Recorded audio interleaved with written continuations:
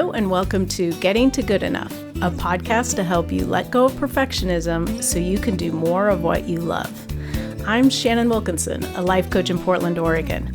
I'm a recovering perfectionist who's getting better at good enough. And I'm Janine Adams, a certified professional organizer in St. Louis, Missouri, and I'm lucky enough to be naturally good at good enough. And today we're talking about good enough in practice with Vanessa Foerster.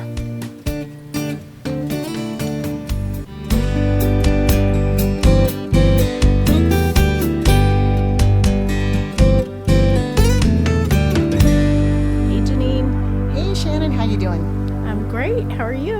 Oh my gosh, I am so great. I'm great for all sorts of reasons, but mostly because we have a wonderful guest today. I'm very excited. We do. We have Vanessa Foerster with us. Say hi. Hi, Vanessa here. Well, it's so great to have you on the podcast. Why don't you tell us a little bit about what you do? Sure. First of all, thank you so much for having me. It's so great to be in company of like-minded, amazing women. So as you said, my name is Vanessa Foerster. I am a life coach for driven triathletes. So I'm based out of Bozeman, Montana, up in Big Sky Country, and I help triathletes qualify for the Ironman World Championships, which we call Kona. And I also am, in the time of right now, helping beginner triathletes, BIPOC athletes, Black, Indigenous people of color, make their way into the triathlon world. So I kind of do twofold in my life coaching world.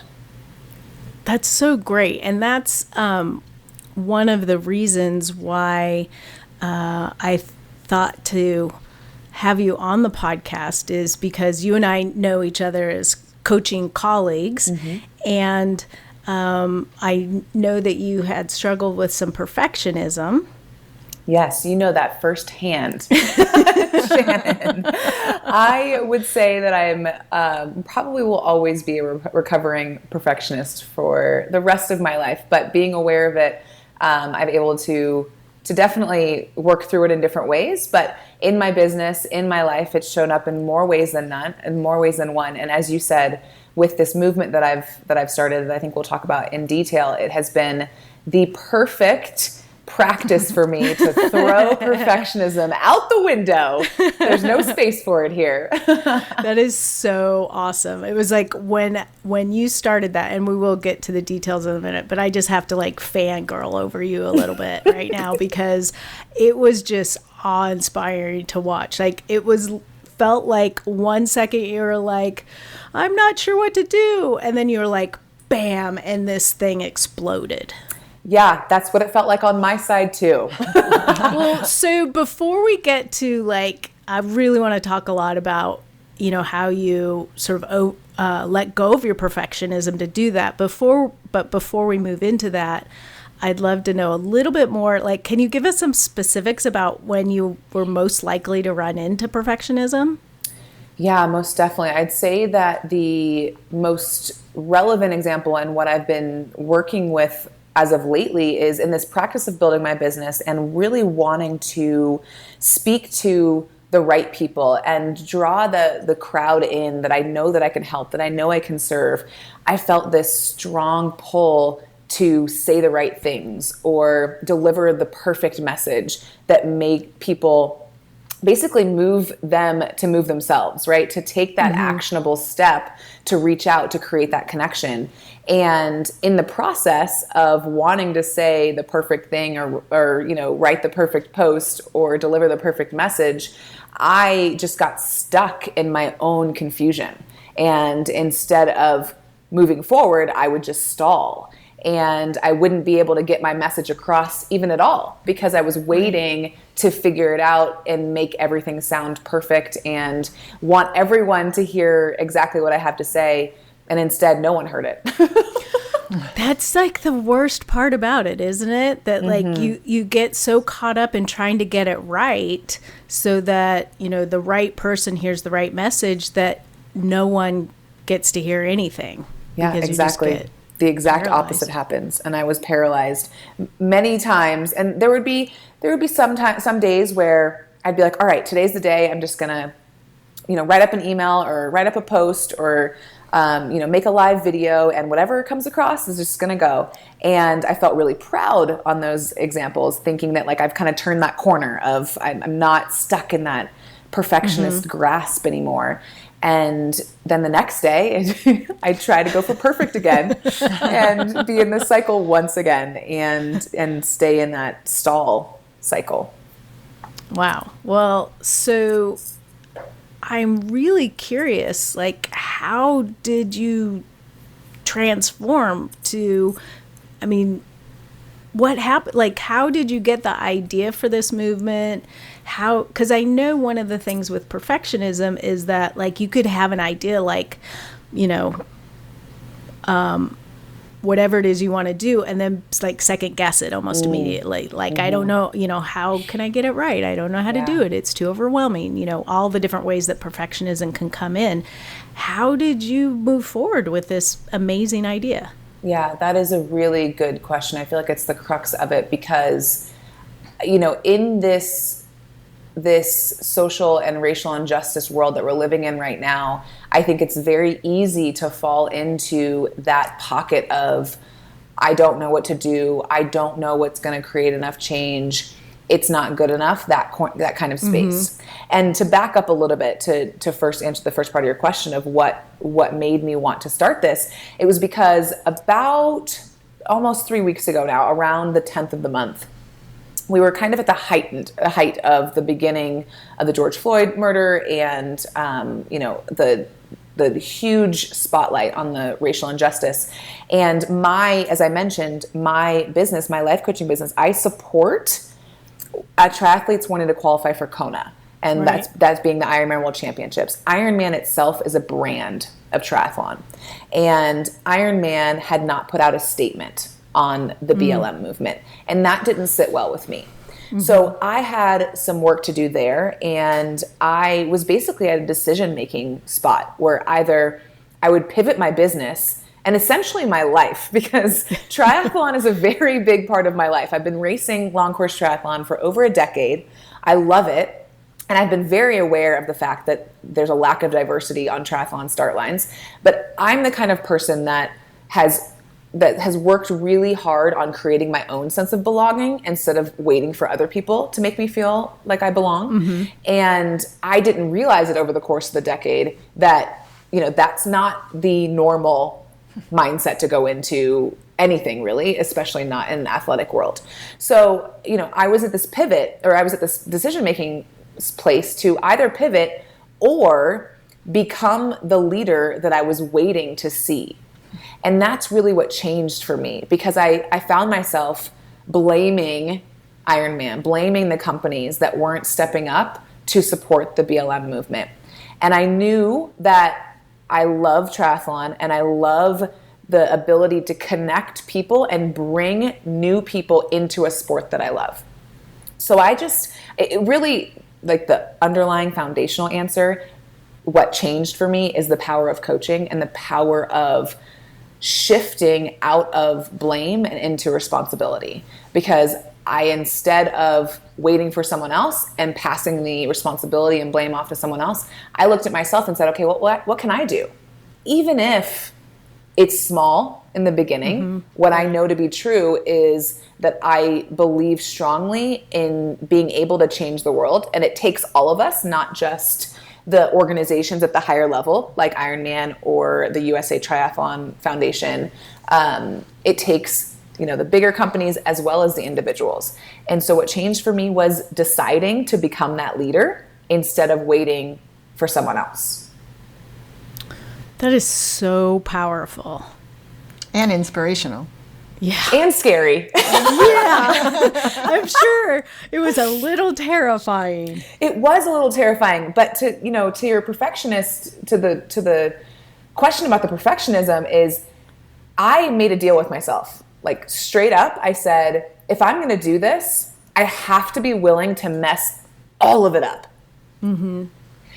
Because I've never done it before. Because no one's ever done it before. And that was the deal that I made with myself. I actually made 2 deals. 1, I have to be willing to mess it up. And 2, I want to keep it simple. I want to keep it simple. because I want it to be an easy yes for everyone involved. What I know is that a confused mind says no, and I wanted everyone that came across it to be a yes. But it first and foremost took me to say, guess what? I might screw everything up, but guess what? I'll learn along the way, so it's all good. And there's no one to compare me to because no one's ever done this before. That sounds like there's a lot of freedom in recognizing that. Oh my gosh, there was so much freedom, so much. And, there's so many lessons to learn and take into other areas of my life that I'm now working to bridge that into. But that's exactly what it was freedom from feeling almost stalled from inaction and these shackles of perfectionism. Right. I was freed from that for sure. Wow, that's huge. And I just want our listeners to know, in case they aren't familiar with the world of triathlon, what is it like? I know it's a predominantly white sport. Can you give us a statistic on, what you were facing here? Yeah, definitely. So Ironman actually put out a statement that said less than 1% of their participants are Black athletes. Wow. And each event, they're held all over the world, and each event is about 2,500 to 3,000 athletes. So if you take that to the granular race specific, out of 2,500, 25 of them being of color. That's all it is. And I've raced 5 Ironman races and countless half Ironman, and that's definitely been my experience. And, so my goal with this whole movement was to make the start lines that I go back to more colorful than the ones that I left. Because we're not racing right now with COVID, and we're not sure if we're going to be able to race in the end of 2020 or if it's going to go to 2021. But for me, it doesn't matter, because this movement is meant to bring more diversity and inclusion to start lines whenever we go back. And knowing what I've left, we only have a way to go up from here, to be honest. And that's definitely been my experience, is that, less than 1% being colored. And, with my focus in terms of my business on the Ironman World Championships, that's even a smaller fraction at the pointy end of it. I'm actually friends with a woman that's trying to become the first African American professional triathlete, because there isn't one in 2020. Oh my gosh. Wow. Yeah. And these types of things people just don't know about. Right. We as triathletes, and then the world outside of triathlon, if it's not something that you spend time in, we just go about the motions, go about our lives as if everything that we're a part of is a reflection of the world around us, which is just not true. Right. Yeah. Well, so, you're coaching athletes at the highest level of your sport, and that's not what you're focusing on in this movement. Right. Mm-hmm. So tell us a little bit about how you came, or who you're focusing on, and how you came to the idea to do that. Yeah, so I'm focusing on basically the other side. I'm focusing on Black, Indigenous, or people of color that are already athletes. So it's not necessarily someone that's off the couch. It's someone that maybe participates in a different sport that's not triathlon. Maybe they run already. Maybe they play badminton or basketball or whatever it is that they play. So they're in kind of that mindset of being an athlete and active, and they have an interest in triathlon. And from there, what the movement does is it bridges the gap between their interest in triathlon and triathlon coaches that will provide knowledge and support.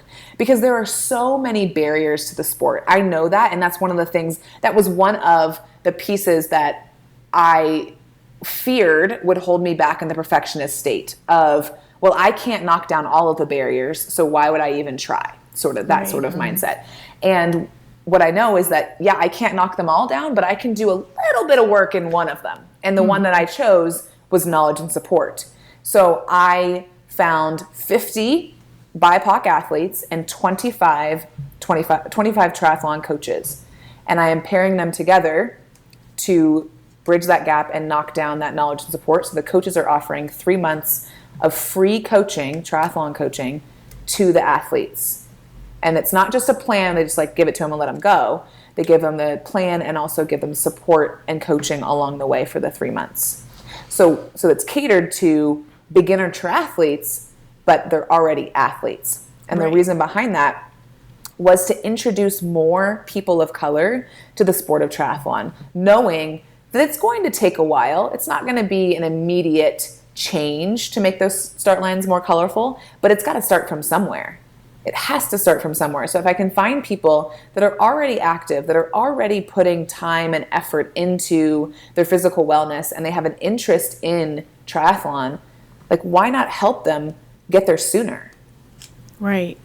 And I can imagine that, as an athlete, that if you're thinking about triathlon and you have any tendency towards perfectionism, it would be pretty easy to get overwhelmed from the get-go, because racing triathlon is complicated. There's a lot to it. Well, there's 3 sports, so definitely, yes. And I think that's something that the coaches can help with. Having that knowledge, having that support to answer those questions, to see how different coaches would support in that realm, or their other athletes, because the coaches that I have on board, they're already existing triathlon coaches. So they have a roster of athletes, and those athletes can then become support for the beginner, for the new athlete that's joining on, to lend to exactly what you're talking about, is how do you balance, wanting to do it perfectly from the beginning? Because it is a complicated sport. We have 3 sports to balance, and then you got to eat enough to. Right. I know nutrition is like the hugest thing, especially if you're doing like the full Ironman length triathlon. Yeah, I always say there's like 5 pieces of it. There's swim, bike, run. Then there's nutrition and hydration and mindset. It's not just the swim, bike, run, and that. Nutrition and hydration is a big part of it. It's kind of an art, to be honest. Once you figure that out, you're golden. You're golden. Yeah. But you can't be stuck to your perfectionism there too. It's a bunch of trial and error. See what your system's going to accept, especially over a long race like an Ironman. Right. I remember that from my marathon training. Was like you just try all these different things, and sometimes they didn't work in a very apparent way. And, other times I did, but you can't get perfectionistic about it. And it changes over time. So you really do have to cultivate a good enough mindset to enter into this. Yeah, 100%. It's exactly it. Good enough, that like B- is good enough. Which seems crazy because, I don't know, just attempting a triathlon to me seems like it, elevates you a couple of grade points. So yeah, it'll get you, it elevates maybe, yeah. But your approach to it from then on out, because really it's this practice of being in problem solving mode, all the time. At the long course level, our races are anywhere from, depending on the day, 10 to 14 hours. I mean, the cutoff is 17 hours. So you could be out there for 17 hours. And there is never a race that's going to go perfectly. There's no such thing as a unicorn race. So if you're stuck and caught up on it, everything being perfect and executing exactly your dream race, then you end up having a more negative experience because of your expectations of it. But if you go into it with a mindset of being having prepared, right? So you've done everything that you can, and you've prepared yourself at a level that allows you to execute the best race on the day, given the weather, given how your nutrition settles in your stomach, given everything around you, all the circumstances, all the other people racing. And within that container, you are able to problem solve on the day. That's actually the person that wins the race. The one that's willing to stay adaptive regardless of what's happening around you. That makes a lot of sense. Yeah. Love the sport so much. That is apparent. And it's like, I don't know. It sort of makes me wish that I wanted to do it. You should. And that last piece that I was just talking about, to the effect of, being in problem solving mode, that's what I hope to share with these athletes that are in the movement, right, as they come through, because the premise of it, the simplicity of it, was just pairing coaches and athletes. Again, I wanted to keep it simple so it was an easy yes for people, but I'm so excited to be able to support them in more than just the coaching. So I have companies that are sponsoring the athletes, giving products within every realm: swim, bike, run, recovery, nutrition, sunscreen, like all of the things, anything that they would need. A kit. I have a company that's generously giving them a kit, top and bottom, for them to train and race in. Yeah, super exciting. And also sponsoring their first race registration. We're going to do a scholarship program for them as well. So they're set and ready whenever the racing does begin. And then over the course of the 3 months, we're going to offer some nutrition calls over Zoom, make it virtual and easy for people to attend. Running biomechanics. I will be offering mindset coaching for them. I also have professional triathletes that are going to do a Zoom call so that these new athletes can see people at the top end of the sport and be able to ask them any question that they want, from a beginner level to all the way up to that professional level, which is so exciting, right? For those athletes to be able to ask anything that they want. And, maybe even something around like the perfectionist side of things. We'll see what comes up. Yeah, that just knocking down those barriers to information and making it accessible has got to really, just shift the whole trajectory of these athletes who are interested in racing their first triathlon. Yeah. Yeah. And that's what I hope to provide for them. And again, still along the path of it, not being tied to it looking a certain way, as the one that's facilitating. Because when I get tied to everything being perfect, then I lose sight of the fact that really the experience is for the athletes. And I did have to constrain a little bit. When I launched it, it blew up way bigger than I anticipated. My original goal was 30 athletes, which I thought, how in the world am I going to find 30 athletes? 30 BIPOC athletes. As I mentioned, I live in Bozeman, Montana. I am like 99% positive that I'm the only colored triathlete that swims at the pool currently. So being able to go out and find them in my community, I knew I was going to have to leverage the power of social media. And I think the simplicity of it allowed it to be shared and people to buy into the idea quickly. But then I had amazing ideas thrown my way. Like, can we mentor athletes? Can we donate gear to the athletes? Can we donate money to the athletes? What can we do? And I came back to my two guiding principles. One, I have to be willing to get it wrong. And two, I want to keep it simple. So I decided to constrain and hold off on the mentorship and the gear donations, maybe for the next round or in the future, because I don't want this to be a one and done, but instead focus entirely on making sure that the athletes and coaches get connected in a powerful way, providing those scholarships for the first race registration, and then allowing anyone in the public to also purchase the same kit that the athletes are racing in, that triathlon racing kit, to support the movement. And also that money that they spend on the kit will be donated right back to the scholarship fund. So it's all funneling into supporting the athletes in that way. But staying constrained in that really allowed me to focus on making a bigger impact instead of spreading out in too many directions. So what specifically did you have to do to stay constrained? Because I could see how easy it would be oh my gosh, that's amazing. I'll do that and I'll do that and I'll do that. And then it becomes this overwhelming thing where it's not nearly as effective as it could have been.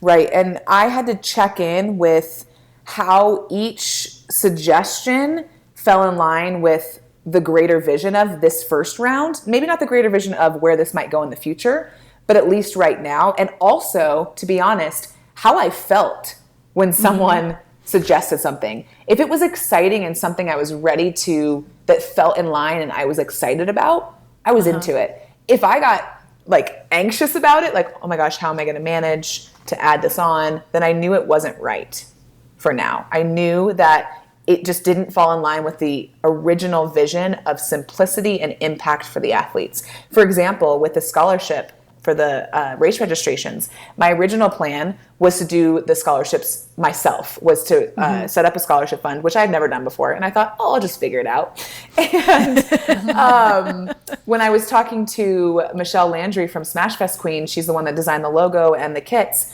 she was asking me, she said, just casually, so are you going to make a 501c3? And I was like, yep, that's what I'll be doing.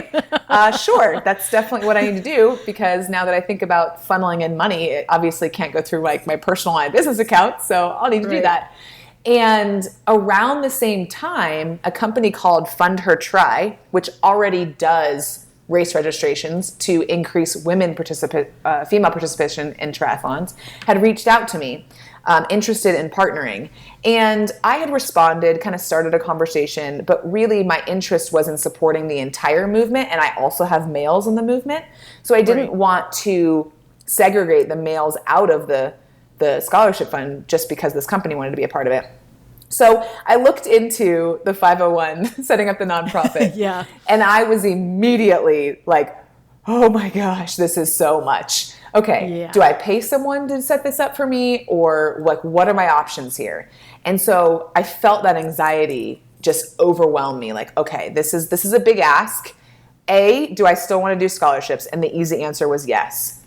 And then B, I thought, okay, what are my options beyond if I am not willing right now to create this nonprofit? Potentially in the future, I might want to, depending on seeing where this goes. What are my options? So I went back to the company, Fund Her Tri, that had reached out, and we set up a call, and I just made it a non-negotiable to support the males and females. And luckily they were 100% on board. They wanted to be a part of the movement. They wanted to support. And so they're going to do a fundraising campaign that supports the movement as a whole, male and female. And for me, I still get to become the facilitator of it and supporting a company that already has a nonprofit that's already doing the piece that I wanted included into the movement. That's great. That's wonderful. Yeah, Janine, I don't know if you noticed, but Vanessa is following the two things that we talk about all the time. Which is notice that. Know your why and let it be easy. Yes, those are our that's two exactly things. what I did. Yes, if we were doing a video interview, you would see that I've been sitting here nodding my head and smiling the whole however long we've been talking. It's just like everything you say resonates so much with our message, and it's just very exciting to hear about. Yes, definitely. Yeah, that getting really clear on your why, like Janine and I have talked about a number of times, like with this podcast, one of the prerequisites for us is that it's fun. And so we keep coming back to that, like, is it fun? We're going to keep doing it as long as it's fun. And, as long as we feel like we're doing good and helping people. And, being able to use that as a constraint for how you take action is so helpful. And then you are like masterful at let it be easy. I think that is so, so key, because again, a confused mind says no. And when we pile on a bunch of no's, then we're just stalled and we don't make progress in whatever it is that we're working towards. Right. And it's interesting because you see that not only from the point of the athlete, like, you want the coaches and the athletes to be able to say yes to this. Yes. So you need to make it easy for them to understand. And then you're also doing it for yourself. Like, I need to understand this so I can move forward. Exactly. Easy yeses all around. 100%. Yeah. That is so great. So you basically doubled the participation that you were expecting. Yeah. I did. And, to be 100% transparent, I launched, and I first sought out to get coaches, because I thought if I get a bunch of athletes and I don't have anyone to coach them, then I'm going to be stuck in a little bit of a tough spot. So I found the coaches first, and then I did an open call for athletes. And that is when I saw the power of social media. I've never been on the receiving end of that. It was crazy to see how quickly the message spread. And within like 30 hours, I had 36 submissions I did a jot form, which was crazy. So I thought, okay, I really want to increase to be able to support. I didn't want to turn a lot of people away. I wanted them to be a part of it if they were interested. And so I increased that capacity, but I also needed to limit it at some point just for logistics to make sure that everyone's supported. And now, fast forward, and I think this is really important for, the perfectionist side and for your listeners to hear. I'm at this place now where my goal was to allow the coaches and athletes to have their 3 months of coaching, free coaching, begin in July. So it would be July, August, September. But I also allowed the coaches to do whatever is going to work for them. I didn't give them specific parameters. I wanted it to be easy, like we're saying. So just bring that athlete into your little bubble, and however you communicate with your current athletes, do it the same way. If you want to delay the coaching because you want to get to know them a little bit better, whatever was going to work for their pairing, I wanted them to have the freedom to make the choice. But I wanted to set it up so that it could start as early as July 1st. And now I'm actually in a place where I have some coaches who have reached out to their athletes because they asked the coaches to be responsible for reaching out to the athletes, and the athletes have not responded yet. So some connections haven't been made. And it was my goal to have all the athletes and coaches connected by a week ago. And here I am a week later, and I'm in this place where I had 50 athletes that responded, and I sent the confirmation email that they were in, but they haven't taken the steps to connect with their coach and really be in to start the process. So for me, my commitment is 50 athletes. That's what I committed to. So I'm doing what I need to do to get those 50 athletes in. And that, that creates this opportunity to problem solve. Okay, if I have people that aren't responding, how many times am I going to reach out to give them the opportunity to be a part of this before I allow someone else? Because I have people who have submitted who didn't make the first 50 who also want to be a part of it. So it's just a really interesting place to be in, where I want to support the people who submitted right away, but also there's this sense of personal responsibility for them to be responding to the coach and really start that relationship to move forward. And I'm kind of in that place of, juggling that piece. Right. While not judging myself for doing it wrong the first time. Well, and, it's not doing it wrong. This is human nature. People are going to sign up for something and then maybe second guess themselves. Yeah. Yeah. Especially in this space of trying something entirely new. And in my first email, I tried to address those concerns with the athletes, calm their nerves as much as I can, and say, I understand this is something new, and I'm, impressed and proud for you to reach out and want to be a part of something new. But of course, human nature, we're always going to have those doubts come in. And as much as I can ease the doubts, it might not happen. It might not be the right time for them, which is also okay. Right. So I'm curious, you've had this amazing experience of really getting comfortable with a good enough practice and, having to let go of perfectionism. Are you finding that it's easier to operate at a good enough level in other aspects of your life? It depends on which aspect of my life we're talking about. I think this movement has given me a greater example, a greater picture of how powerful it can be to live within this space of good enough, and how much impact and traction we can still make while not being attached to it being perfect. So, like I mentioned, I've been racing long course triathlon for over a decade, and that experience and things not going perfectly, even when I thought it would, gave me the experience to fall back on and say, okay, I can do my best and it not turn out the way that I thought it would, or I can do what feels terrible and it turn out better than I thought. Like there's both sides of the coin in terms of in terms of my racing and in my training, especially. I can have the thing about long course triathlon that has really shown up for me in this space is we train under so much fatigue. I'm like constantly in a state of fatigue. The only time that I'm fully rested is when I'm about to race. So like I'm going to go out for a nearly 2-hour run in about 45 minutes. And I'm also a fitness coach at Orange Theory Fitness. I coached 4 classes this morning. I've had 4 calls since then. And I'm going to go run for almost 2 hours. So I know that run's probably not going to be my best. But the point of it is to spend time on my legs, get out on the trails, and get outside away from my computer screen.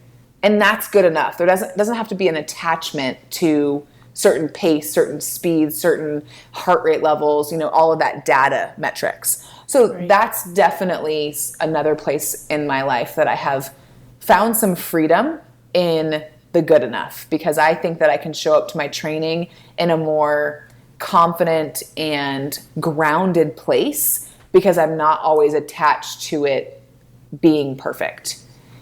And then in my business, as I mentioned, this movement has really given me a greater lens into how good enough can still be impactful for people. And that's where I'm learning to bridge that gap of getting my message across, sharing how I can help people and in what way I can help them.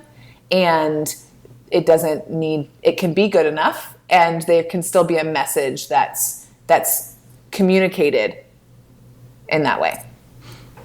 That makes a lot of sense. And I'm really happy for you that you're like carrying these learnings over into your coaching business, because it just, you'll be able to help even more people at a different level when you allow yourself to, be happy with the B-. Yeah. That should be a tagline. Something tells me you never have a B- though, actually. I think that you're, I don't know, when it comes to marketing your business, I hope your enthusiasm that I'm hearing now resonates into that as well, and it would not be a B-. Don't you think that that's like subjective though, right? We're always our own worst critics. Oh yeah. So to me, I'm like, oh, that's like barely B-. And to other people, it's like, oh my God, this is amazing. And that's why B- work and being like, good enough has to be good enough, because we're taking our own perception of what it needs to look like and putting that on other people. Yes, that's a good point. Very good point. And that's where the problem comes from. Mm-hmm. Right. That's such a good distinction. I don't think I'd really thought of it that way. Yeah, I didn't either until I just said it. Wow, smart things just come out of your mouth. Oh, I'm going to have to use that. That's good. That's good for a Friday. Oh, that is so great. Well, it has been so wonderful to talk to you today, and it has been amazing to watch. Like, I can't believe it's just been 3 weeks that like you created this whole thing just 3 weeks ago.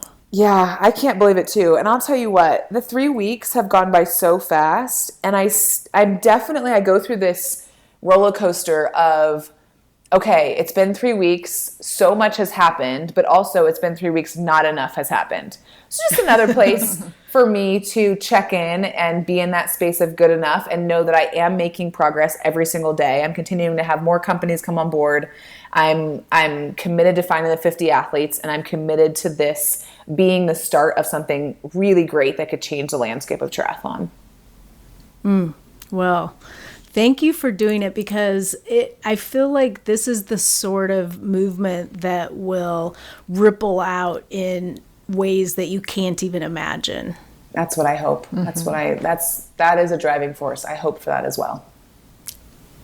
That's great. Well, any other questions, Janine? No, I'm just absorbing all this, and I want to just say thank you so much because it's truly inspirational. I couldn't be further away from your ideal client, and yet I am so inspired by what you said today. So it's not just triathletes who are going to be benefiting from this, that's for sure. Oh, thank you for that. I really appreciate it. Any last words for you, Vanessa?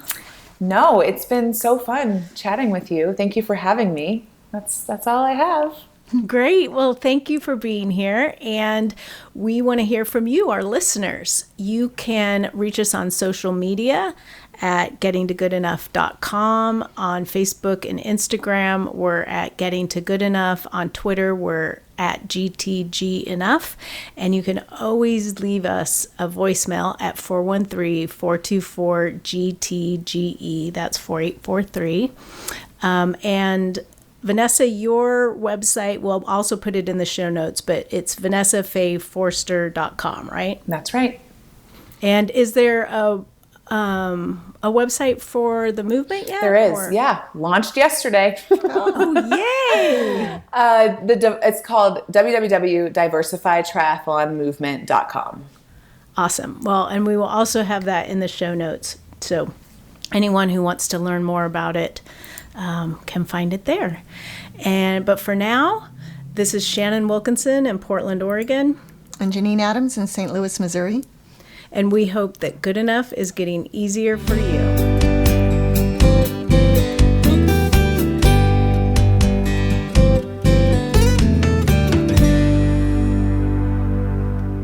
Come on, Janine. Don't you want to train for a triathlon now?